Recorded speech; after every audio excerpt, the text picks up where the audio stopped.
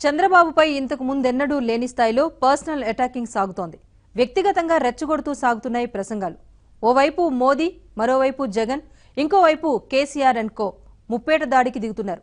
అయితే పాలనలో, అభివృద్ధిలో తప్పుబట్టేందుకు ఏమీ లేకపోవటం వల్లే వ్యక్తిగత విమర్శలకు దిగుతున్నారన్న చర్చ నడుస్తోంది. ఈ నేపథ్యంలో చంద్రబాబు కూడా తన స్టైల్ మార్చారు. దిమ్మ తిరిగిపోయేలా కౌంటర్ అటాక్లు ఇస్తున్నారు. ఏపీ ప్రయోజనాలను దెబ్బతీసేలా వ్యవహరిస్తున్న వాళ్లను చీల్చి చెండాడుతున్నారు. ఇదే ఇవాల్టి ఏబిఎన్ ఎలక్షన్ స్పెషల్ ఫోకస్.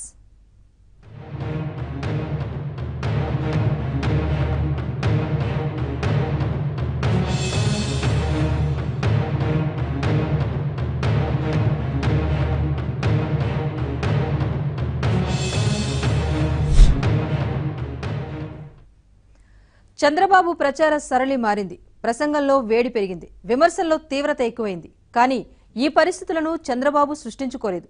ప్రత్యర్థుల తీరే బాబును ఇలా మార్చింది. ఆయన సహజ స్వభావానికి భిన్నంగా తయారు చేసింది.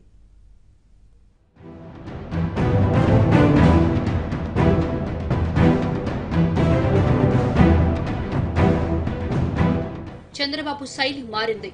సహజమైన ధోరణిలో మార్పు వచ్చింది.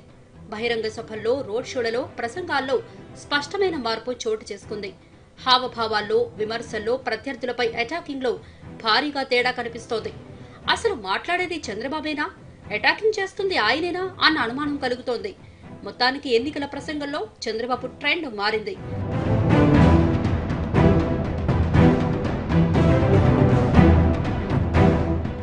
సాధారణంగా చంద్రబాబు ప్రజల్లోకి వెళ్లినప్పుడు, ప్రభుత్వ కార్యక్రమాల్లో, సభల్లో ప్రసంగించినప్పుడు చాలా పరిమితమైన పాత్ర పోషించేవారు. తాను చెప్పాలనుకున్నది చెప్పేవారు. అభివృద్ధికి సంబంధించిన అంశాలు, తాను చేపట్టిన కార్యక్రమాలు, ప్రగతిని గురించిన వివరాలు చెప్పడానికే పరిమితమయ్యేవారు. ఎదుటి వాళ్లపై, ప్రత్యర్థులపై విమర్శలు చేయాల్సిన అనివార్య పరిస్థితులు తలెత్తితే అతి సున్నితంగా ఆరోపణలు చేసేవారు. కానీ ఇప్పుడు ఆయన మాట్లాడే తీరులో పూర్తిగా మార్పు వచ్చింది.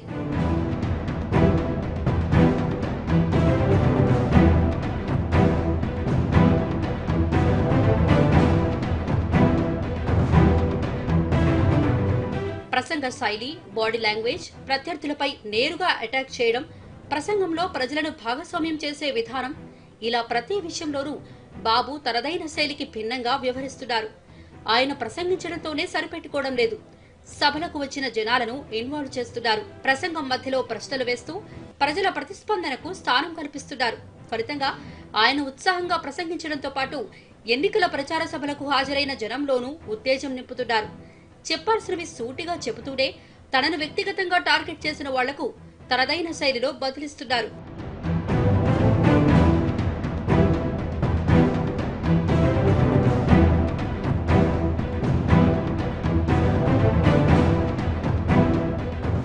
గతంలో ఎన్నడూ లేని విధంగా చంద్రబాబు తన ప్రసంగాన్ని వాడివేడిగా మారుస్తున్నారు.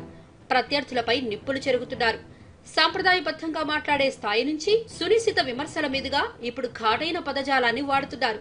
తనను టార్గెట్ గా చేసుకున్న వాళ్లకు నేరుగా కౌంటర్ ఇస్తున్నారు. పనిగట్టుకుని మరీ తనను విమర్శిస్తున్న వాళ్లకు అంతే ధీటుగా సమాధానమిస్తున్నారు.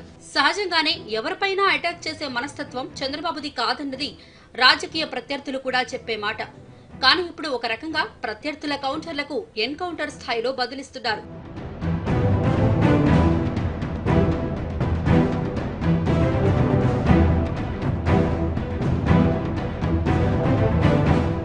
వాస్తవానికి చంద్రబాబు ప్రసంగంలో మార్పు రావడం వెనుక ఈసారి బలమైన కారణాలున్నాయి. ప్రత్యర్థులను మాటలతో చిత్తు చేసేందుకు, ఎన్నికల్లో గెలుపొందడమే లక్ష్యంగా చేసుకుని సాగిస్తున్న ఎదురుదాడి కాదిది. ఆయనకు ఆయనగా ప్రజల్లో సెంటిమెంట్ ను రగల్చాలన్న ఉద్దేశంతో సాగిస్తున్న అటాక్ కాదిది. ప్రచార సభల్లో ఈ స్థాయిలో మాట్లాడితేనే జనం మైండ్లోకి ఎక్కుతుందని తనకు తానుగా తీసుకున్న నిర్ణయం కాదిది.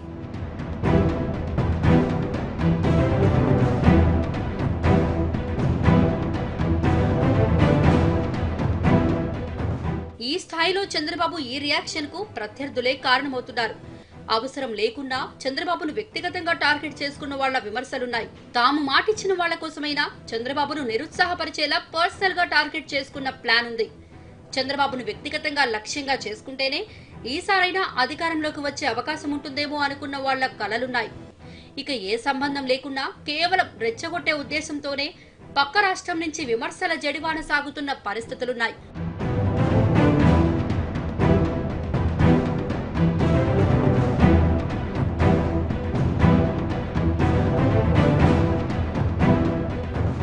వాస్తవానికి ఇంతకు ముందు పర్సనల్ అటాక్ అంటేనే చంద్రబాబు డిఫెన్స్ లో పడేవారు. అసలు అలాంటివి ప్రస్తావనకు రాకుంటే బాగుండేదని కోరుకునేవారు. ప్రత్యర్థులు తన మీద వ్యక్తిగతంగా ఆరోపణలు చేసినా, సొంత పార్టీ నాయకులు ప్రత్యర్థుల మీద పర్సనల్ గా అటాక్ చేసినా ఊరుకునేవారు కాదు. అలాంటి సంస్కృతి వద్దంటూ పార్టీ నేతల మీద సీరియస్ అయ్యేవారు చంద్రబాబు. కానీ ఇప్పుడు ఆయన వైఖరే మార్చుకోవాల్సిన అనివార్య పరిస్థితి వచ్చింది. ఈ క్రమంలోనే ప్రత్యర్థులను పర్సనల్ గా అటాక్ చేసే ప్రసంగాల్లో చంద్రబాబు స్టైల్ మారింది.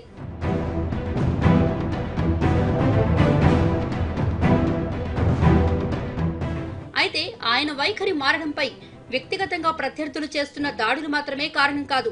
కట్టుబట్టలతో పయనం మొదలుపెట్టిన నవ్యాంధ్ర ప్రగతి కోసం, హక్కుల కోసం నిలబడుతుంటే వ్యక్తిగతంగా నిరుత్సాహపరిచేలా పర్సనల్ గా అటాక్స్ మొదలయ్యాయి. ఇవి ఓ విధంగా పక్కా ప్లాన్ ప్రకారమే సాగుతున్నాయన్న విషయం అర్థమైంది. ఈ అభిప్రాయం ఒక్క చంద్రబాబుకే పరిమితం కాలేదు. ఏపీ ప్రజలకు, దేశమంతటికీ కూడా అర్థమైంది. అందుకే జాతీయ స్థాయిలో వివిధ రాష్ట్రాలకు చెందిన వివిధ పార్టీల నాయకులు కూడా ఆంధ్రప్రదేశ్ లో చంద్రబాబుకు మద్దతుగా ప్రచారం సాగిస్తున్నారు.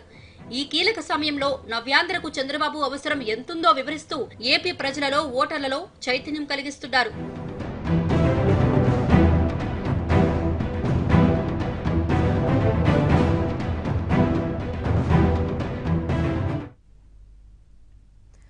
చంద్రబాబు ఆల్రౌండ్ అటాకర్ గా మారటానికి కారణం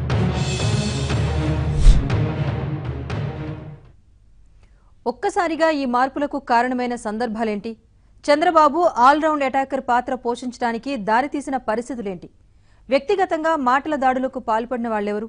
చంద్రబాబును తిడితేనే తమకు లైన్ క్లియర్ అవుతుందనుకుంటున్న వాళ్లెవరు? జనాన్ని గందరగోళంలో పడేయాలి అనుకుంటున్నదెవరు?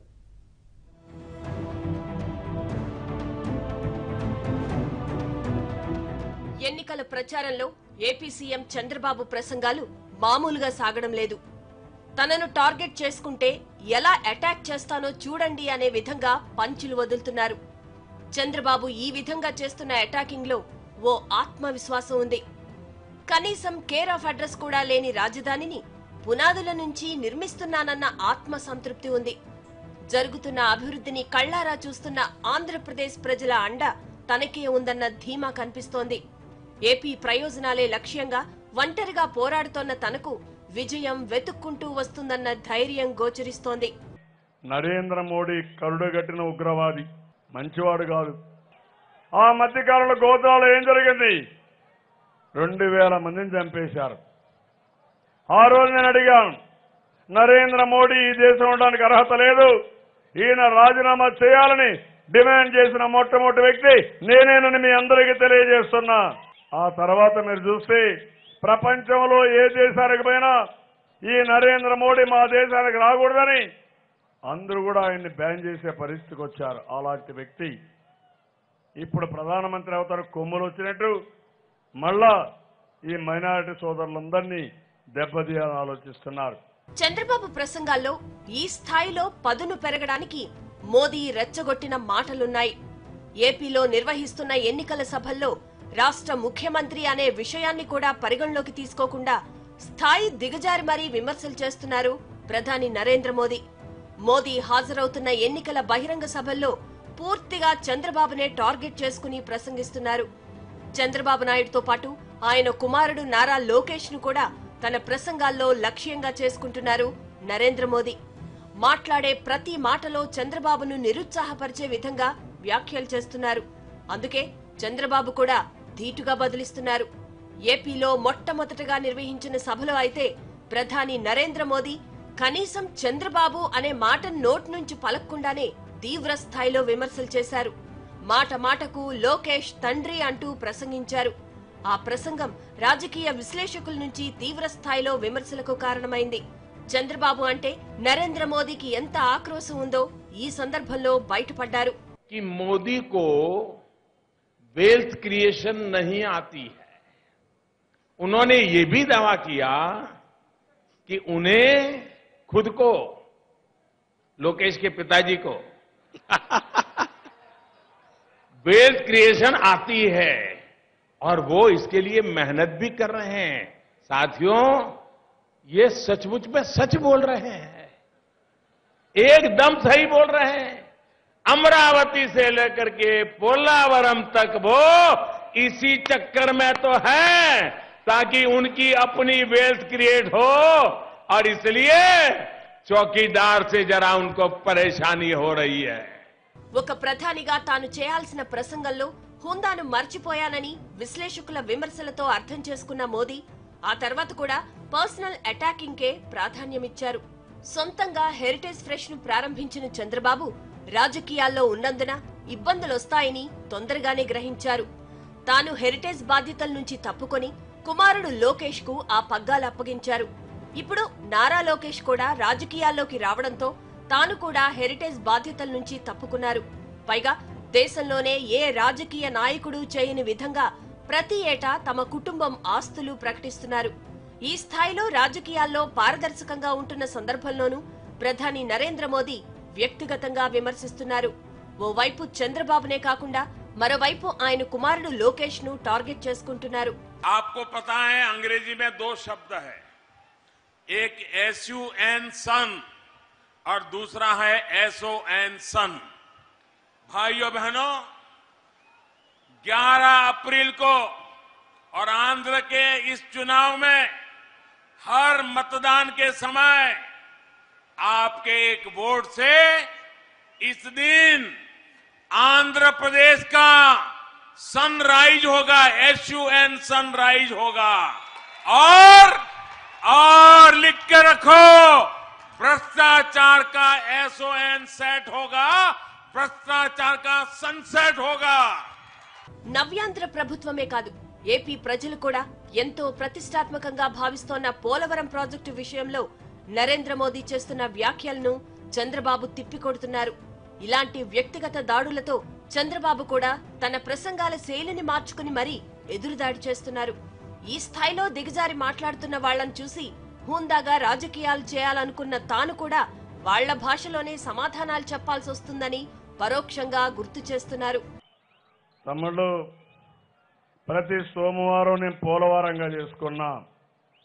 నిన్నంటాడు ప్రధానమంత్రి నరేంద్ర మోడీ సిగ్గు కూడా లేకుండా, అదేదో నాకు ATM అంటాడు. ఉందా సిగ్గుందా ఆయనకు? సిగ్గు, లజ్జ, ఒక స్థానం, ఏం గౌరవం లేని వ్యక్తి. నా జీవితంలో చాలా మంది వ్యక్తులు చూశారు, కానీ గ్రామంలో ఉండే చిన్న కార్యకర్త ఈ నరేంద్ర మోడీ కంటే 1000 times బెటర్ తమ్ముళ్ళు. అదే వాళ్ళ యొక్క స్తోమత. నిన్నంటాడు నాకు ATMగా పనిచేస్తానని. ప్రధాని నరేంద్ర మోదీ తన ప్రసంగాల్లో చంద్రబాబును వ్యక్తిగతంగా దూషించేందుకే ఎక్కువగా ప్రాధాన్యతిస్తున్నారు. అంటే రాష్ట్రంలో ప్రజల ప్రయోజనాల దృష్టిలో చూసినా, రాష్ట్ర ప్రగతిని బట్టి చూసినా చంద్రబాబును విమర్శించేందుకు ఏమీ లేకపోవడం వల్లే ప్రధాని మోదీ ఏకంగా చంద్రబాబుపై వ్యక్తిగత దూషణలకు దిగుతున్నారన్న అభిప్రాయాలు వ్యక్తమవుతున్నాయి. అయితే తన మీదున్న కక్షతో, ఏపీ మీదున్న రాజకీయ వైరంతోనే నరేంద్ర మోదీ అర్థం లేని విమర్శలు చేస్తున్నారని, రాజకీయాలు వదిలేసి వ్యక్తిగత దాడికి తెగబడుతున్నారని చంద్రబాబు ధీటుగా బదిలిస్తున్నారు. అందుకే మోదీ కన్ను హెరిటేజ్ మీద పడిందని తీవ్ర స్థాయిలో ఆగ్రహం వ్యక్తం చేసిన చంద్రబాబు ఏం చేసుకుంటావో చేసుకో అని బహిరంగ సభలోనే సవాల్ విసిరారు. గతంలో వైఎస్ రాజశేఖర్ రెడ్డి కూడా తన వ్యక్తిత్వాన్ని కించపరిచేందుకు ప్రయత్నించాడని, అయినా ఏమీ చేయలేకపోయాడని గుర్తు చేశారు. మీకందరూ తెలుసు హెరిటేజ్. నేను 2 ఏళ్ళు గంటపోయా. మా మిస్సెస్ ని గర్వపడుతున్నా. 27 సంవత్సరాలుగా రాత్రింబగుళ్ళు పనిచేసి ఒక కంపెనీ బిల్డప్ చేస్తే దానిపైన నరేంద్ర మోడీ కట్టుబడింది. కళ్ళు, పనికిరాని కళ్ళు, చౌకబారు విమర్శలు భరిస్తాం మనం. ఇవన్నీ ఎప్పుడైనా ఒక చిన్న అపవాదం వచ్చిందా ఈ కంపెనీలో? అటు తెలంగాణ సీఎం కేసీఆర్ కూడా అసెంబ్లీ ఎన్నికల సమయంలో చంద్రబాబునే టార్గెట్ చేసుకున్నారు. అసలు చంద్రబాబు మనకెందుకంటూ ఒక ముఖ్యమంత్రి అనే గౌరవం కూడా లేకుండా పరుష పదజాలాన్ని కూడా ప్రయోగించారు. తెలంగాణ జనంలో సెంటిమెంట్ రగిల్చారు. నేను మీ అందరిని ఒకటే మాట కోరుతా ఉన్నా, చంద్రబాబు నాయుడు మళ్ళీ మనకెందుకు, ఆయనకు అర్థం కాదు. కానీ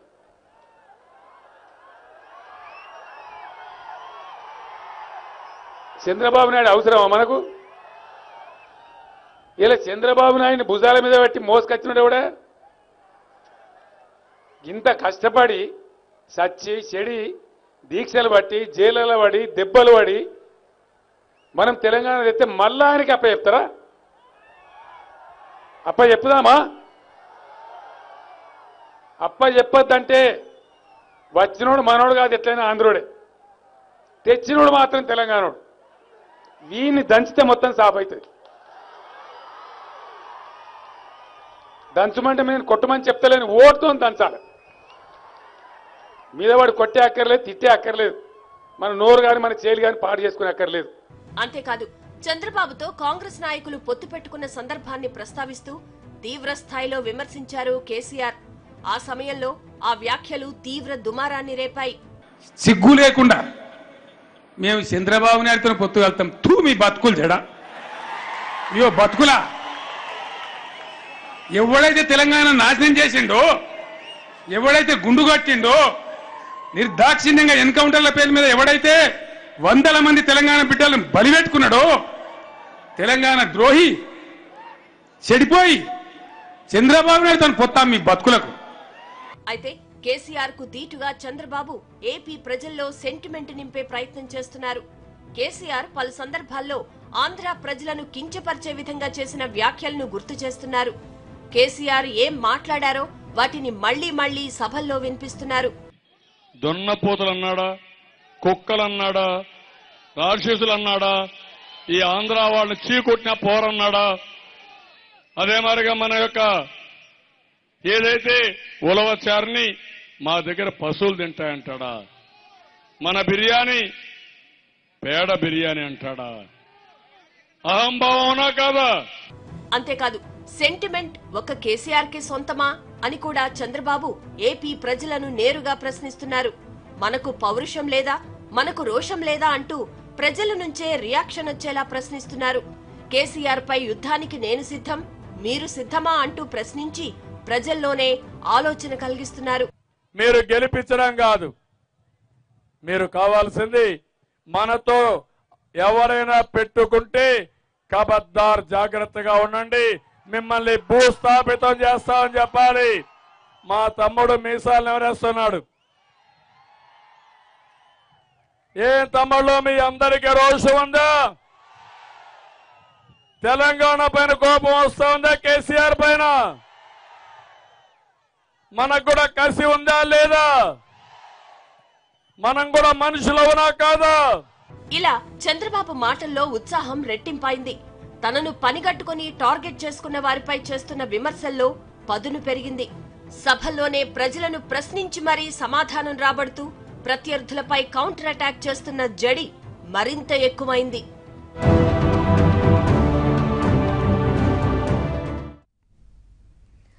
ఇక స్వరాష్ట్రంలో ప్రతిపక్ష నేత వ్యవహార తీరు, ఆ పార్టీ తరపున ప్రచారం చేస్తున్న వాళ్ల వ్యాఖ్యలను కూడా చంద్రబాబు తిప్పికొడుతున్నారు. ఒక్క ఛాన్స్ ఇవ్వాలంటున్న వాళ్లు తర్వాత ఏం చేస్తారో ప్రజలతోనే చెప్పిస్తున్నారు. వారసత్వ రాజకీయాలంటూ సాగిస్తున్న విమర్శలకు కూడా ఘాటుగా సమాధానం చెబుతున్నారు చంద్రబాబు.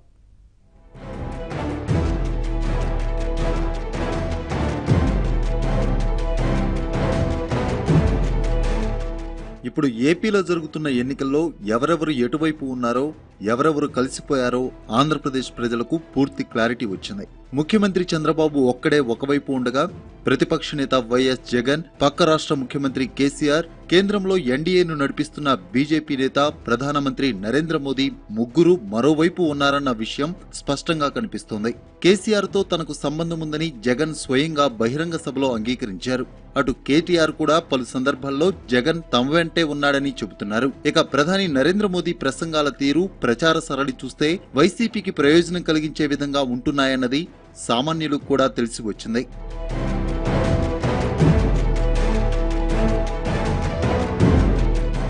వైసీపీ ఒక్కసారి అంటూ జనాన్ని ఆకర్షించే ప్రయత్నం చేస్తుందని, కానీ ఆ ఒక్కసారి తప్పుడు నిర్ణయమే అధపాతాళంలోకి తోసేస్తుందని చంద్రబాబు హెచ్చరిస్తున్నారు. తనదైన శైలిలో జనం అర్థం చేసుకునేలా ప్రసంగిస్తున్నారు. అడుగుతున్నాడు ఎవరు? జగన్మోహన్ రెడ్డి మనుషులంతా ఈ ఒక్కసారి ఓటేయమని, ఒకేసారని, ప్లీజ్ అని ఎవరు మాట్లాడినదే మాట్లాడుతున్నారు ఈ మధ్యకాలంలో. ఏం తమ్ముడు నేను అడుగుతున్నా, ఒక్కసారిని ఎలక్ట్రికల్ వైర్ పట్టుకుంటావా? ఏమవుతారు మీరు? ఒక్కసారి ఆత్మహత్య చేసుకుంటారా? ఒక్కసారి బావిలో దూకుతారా మీరు ఎవరన్నా? అదే గుర్తుపెట్టుకోవాలి. ఒక్కసారి మన కొంపలు కూలిపోతాయి.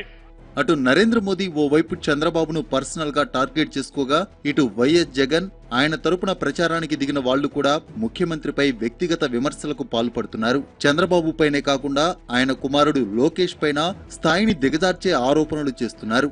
వారసత్వ రాజకీయాలంటూ కొత్త పాట ఎత్తుకుంటున్నారు. బాబొస్తే జాబ్ వస్తుందన్నారు. ఎవరికొచ్చింది? చంద్రబాబు గారి కొడుకు లోకేష్ కు మాత్రమే వచ్చింది. ఒకటి కాదు, రెండు కాదు, ఏకంగా 3 శాఖలకు మంత్రిని చేశాడు లోకేష్ని. ఈ పప్పు గారికి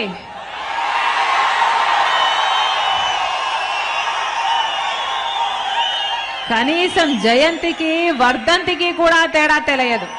ఆలు కూడా రావు, కానీ అగ్రతాంబూలం మాత్రం నాకే అన్నాడట ఒకడు. ఒక్క ఎన్నిక కూడా గెలవలేదు. ఏ అర్హత ఉందని, ఏ అనుభవం ఉందని ఏకంగా 1 కాదు, 2 కాదు, 3 మంత్రి పదవులు అప్పగించారు. చంద్రబాబు గారిని అడుగుతున్నాం, ఇది పుత్రవాత్సల్యం కాదా? అవతల తెలంగాణలో కేసీఆర్ గారి కొడుకు కేటీఆర్ గారు ఐటీ శాఖ మంత్రి అయ్యాడని, ఈయన కూడా నాకు అదే కావాలని ఇప్పించుకున్నాడు. కానీ వాస్తవానికి చంద్రబాబు లోకేష్ ను మాత్రమే ఉద్దేశించి వారసత్వ రాజకీయాలు అనడంపై జనం నుంచే విమర్శలు వినిపిస్తున్నాయి. వారసత్వ రాజకీయాలు అంటున్న వాళ్లు కూడా ఆ వారసత్వం అండతోనే ఇప్పుడు ఎన్నికల్లోకి వస్తున్నారన్న అభిప్రాయాలు బాహాటంగానే వస్తున్నాయి. అసలు జగన్, షర్మిల ఇప్పుడు రాజకీయ సభల్లో పాల్గొంటున్నది కూడా వారసత్వం వల్లే అన్న విషయం మర్చిపోతున్నారని గుర్తు చేస్తున్నారు. ఇప్పుడు చంద్రబాబుతోనే వారసత్వం అనేది మొదలు కాలేదని విశ్లేషకులు కుండబద్దలు కొడుతున్నారు.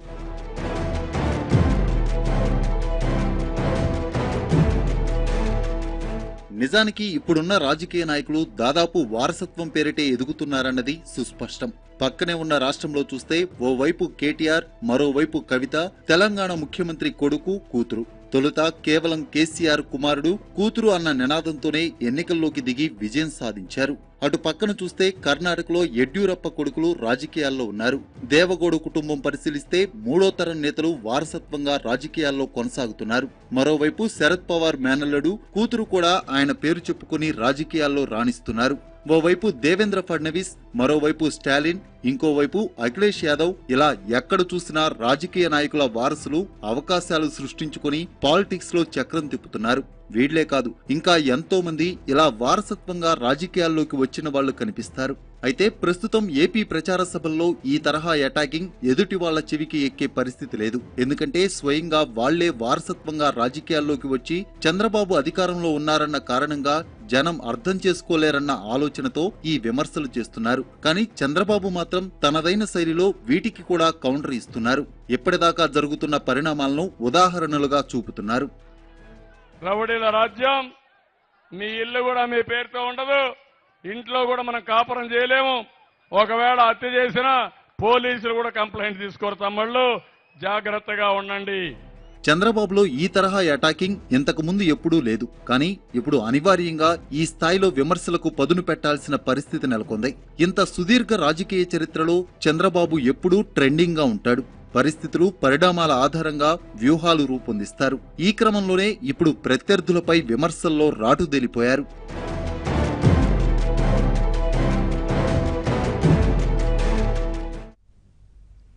రాహుల్ పర్యటన తర్వాత తెలంగాణ కాంగ్రెస్ శ్రేణుల్లో కొత్త ఉత్సాహం కనిపిస్తోంది.